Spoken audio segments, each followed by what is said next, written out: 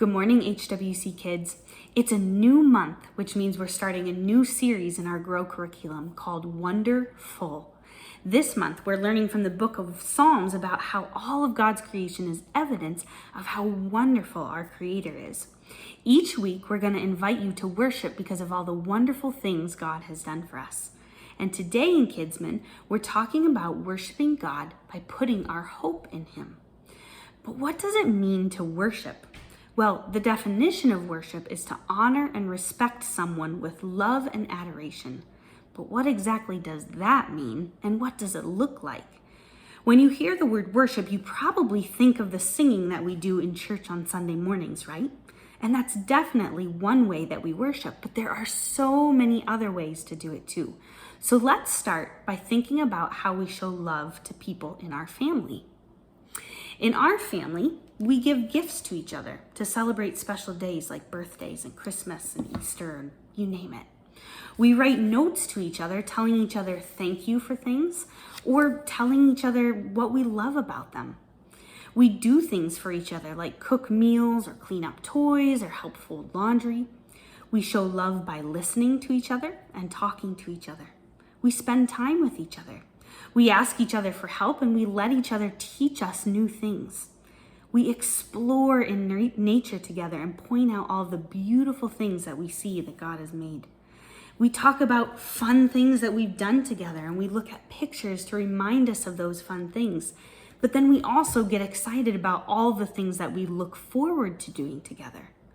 Did you know that you can do all of those things with God too? So let's look at the list again. Giving gifts.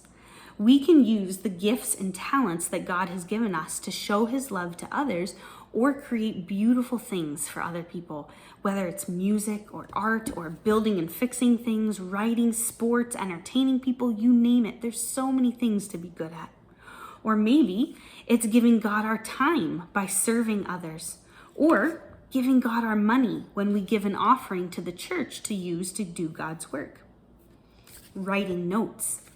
We can start a journal and write down things that we've seen that God has shown us His love in, or where we thank Him for what He has done for us. How about listening and talking? We can pray and talk to God, sharing with Him about what's going on in our lives and listening to what He may be telling us. Spending time with each other. We can spend time talking to God, but we can also spend time learning about Him by reading the Bible. Asking for help, we can recognize that we are human and God is God. We can ask Him for help, letting Him know that we trust Him and we need Him. Exploring, we can spend time in nature appreciating all of the amazing things that God has created just for us. And remembering and making memories.